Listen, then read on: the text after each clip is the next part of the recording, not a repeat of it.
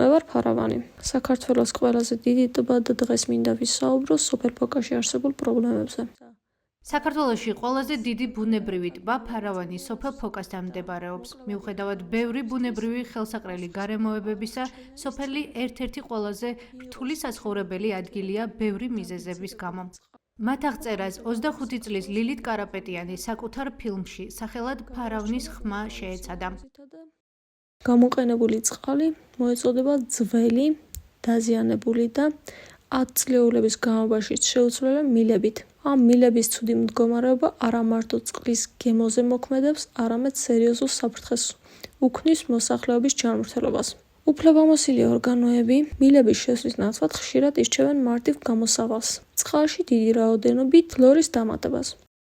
ნამუშევარი ასოციაცია ტოლერანტის კონკურსის ამბები შენი სოფლიდან სპეციალური პრიზის მფლობელი გახდა. საინტერესო იყო გადმოცემული კიდევ ერთი საპრიზო ვიდეო, რომელიც თემის პრობლემებზე მოგვითხრობს ქრისტინა ოქროიანმა გადაიღო. 14 შვილის დედა, რომელიც საკუთარი შვილებისთვის განათლებასა და თანამედროვეობის შესაბამის განვითარებას ითხოვს, არის ვართუი ღაზარიანის ისტორია. 5 წუთიან ფილმში ქრისტინა ოქროიანი გვაჩვენებს სოფელ განძას, სადაც განათლების ხელმისაწვდომობასთან ერთად ბევრი სოციალური და ინფრასტრუქტურული პრობლემაა. გამოსავლის ძიებაში კი ხალხი უბრალოდ მიდის, სოფელი კი ცარიელდება.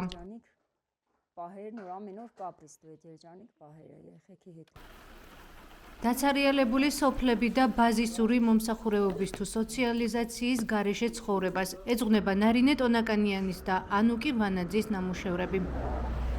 ანუკი გორელოვკაში ცხოვრობს. ახალგაზრდები აქ ჯერ კიდევ არიან, თუმცა გარემო მათზე მორგებული არ არის. მათი ნაწილი სოციალიზაციის ხელშესაწყობად სოფელში სკვერის მოწყობას ითხოვს.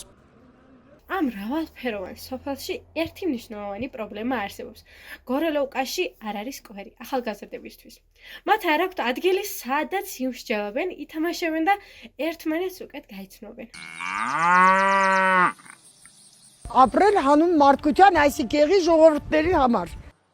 კონკურსის პირველ ადგილზე გასული ნამუშევარი ეგთან ქალზე მოგვითხრობს. ცენტრს მოწყვეტილ და თანამედროვე შესაძლებლობებს დაშორებულ სოფელში სუსანა ჰაკობიანი ტაბაწყურელების ერთადერთი იმედია.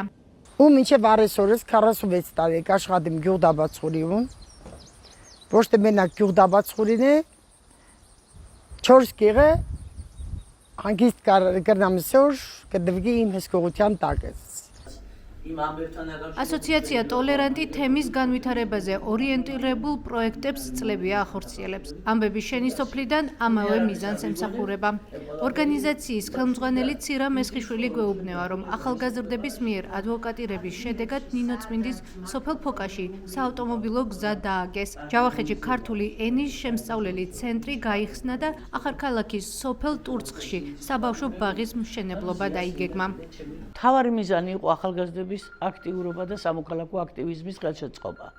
მაგრამ შედეგი დღეს იყო ძალიან კარგი იმ ჩვენი სამწლიანი მუშაობის შედეგი, რომელიც ჩვენ ბრენის პროგრამაში მუშაობდით, ეს არის მედეგობის გაძლიერება აღმოსავლეთ კავკასიის ქვეყნებში, რომ ქონდა გამოცხადებული ვიდეოების კონკურსები და ძალიან დიდი პასუხისმგებლობით მიუძღვნენ ახალგაზრდები ამას, იმიტომ რომ მთავარი სლოგანი იყო ჩემი სოფლის ამბები.